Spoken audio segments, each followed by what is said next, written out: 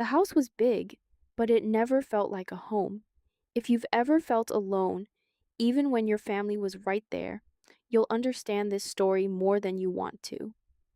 Daniel was 8 years old when he first realized that silence could be louder than noise. It was a Tuesday morning, January 14th, 2019, around 7:15 a.m., when the alarm clock rang. Not once, but 3 times before anyone bothered to turn it off. The sound echoed through the hallway of their large, perfectly designed house in Westbrook Heights. His mother was already awake, not for him, for work. She stood in the kitchen, dressed in a neat formal outfit, one hand holding her phone tightly against her ear while the other absent-mindedly stirred her coffee. Her voice was calm, professional, distant. Yes, I'll send the report before noon. No, rescheduling isn't an option. Daniel stood at the kitchen door for a moment, watching her. He didn't speak. He had learned not to interrupt. On the other side of the house, his father sat at the dining table, laptop open, fingers moving quickly across the keyboard.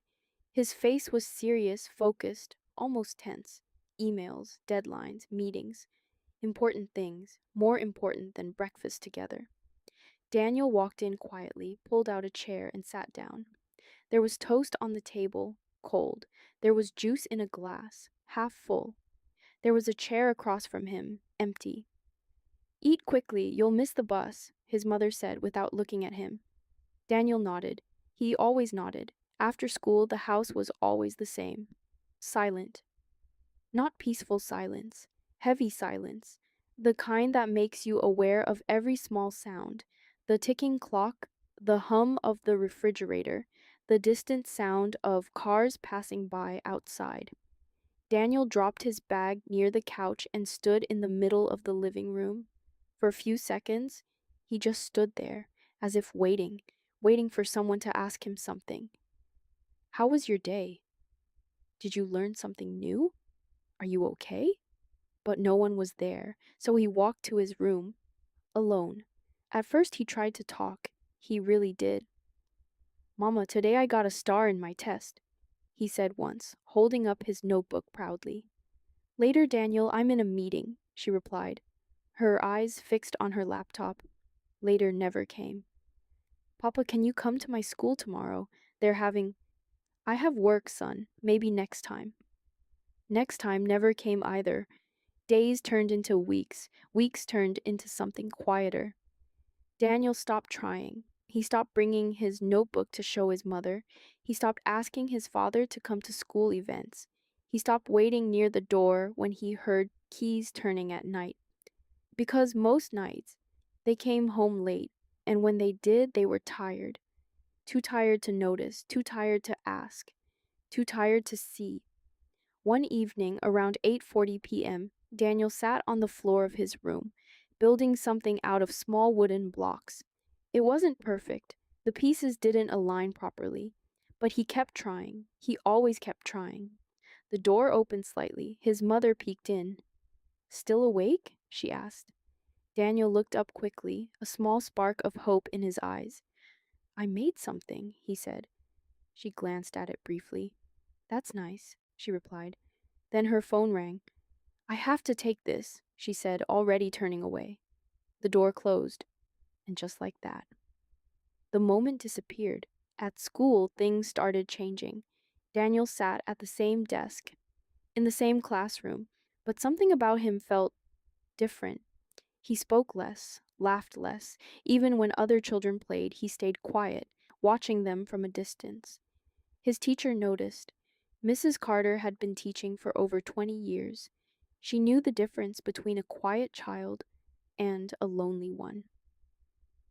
Daniel, she said gently one afternoon, kneeling beside his desk. Is everything okay at home? He looked at her. For a second, it felt like he might say something. But then he just nodded. Yes, ma'am. Because he didn't know how to explain something he didn't fully understand himself. The call came a week later. Daniel has changed, Mrs. Carter said carefully over the phone. He doesn't participate anymore. He sits alone. I'm a little concerned. His parents listened. but not deeply. He's just quiet, his father said. Kids go through phases, his mother added, and that was the end of the conversation. Or at least they thought it was. That night, something small happened, but sometimes small things carry the biggest truths. Daniel sat in his room, drawing. He didn't draw often, but when he did, he didn't rush. He took his time, carefully, silently. His mother walked in without knocking. "What are you doing?" she asked. He hesitated, then slowly handed her the paper. She looked at it. At first, she didn't understand. It was a drawing of their house, big, beautiful, perfect. But inside, there was only one figure, small, standing alone. "Where are we?" she asked quietly. Daniel looked down at his hands. "You're busy," he said, just 3 words, but they carried everything, for the first time in a long time. She didn't know what to say. Her chest felt tight, her throat dry. She looked at her son, really looked at him, and suddenly she noticed things she hadn't seen before: the way he avoided eye contact, the way his shoulders seemed smaller than they should be, the way his room felt too quiet. That night, something changed. Not everything, not instantly, but something. His father came home later than usual. She stopped him before he could open his laptop. "We need to talk," she said. He sighed. "Can it wait?" "No," she replied. Something in her voice made him stop. They sat in the living room, no phones, no distractions, just silence. Different this time, not empty, heavy. "Daniel is not okay," she said. "He's just quiet." "No," she interrupted. "He's lonely." That word hung in the air. Lonely, in a house that big, with parents who were right there. How could that be possible? Later that night, they walked into his room together. Daniel was asleep, curled up on one side of the bed, holding his small toy tightly, as if it was the only thing that stayed. Something broke inside them, not loudly, but deeply. The next morning felt different. 7:15 a.m. The alarm rang, but this time his father turned it off. His mother sat at the table. No phone, no laptop, just sitting, waiting. Daniel walked in slowly, confused. His father smiled slightly. "Sit," he said. Daniel hesitated, then sat down. For the first time in months, they ate together. No calls, no rushing, no later.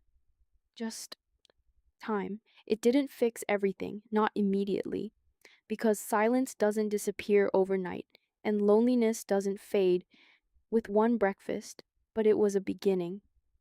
That evening, his father came home early, not because work was less, but because something else had become more important.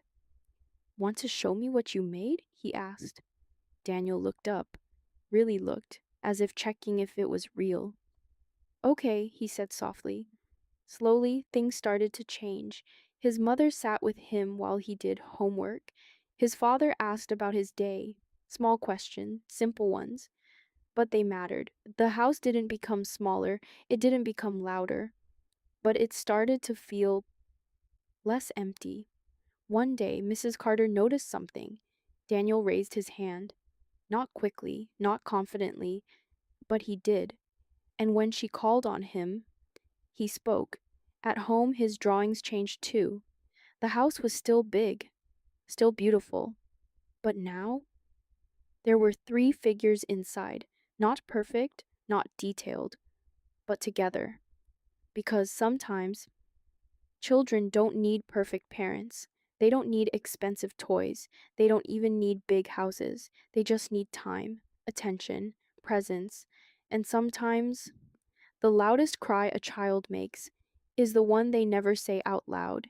If you've ever been too busy for someone who needed you, or if you've ever felt invisible in a room full of people, tell me honestly, did you notice it in time, or did the silence grow too deep?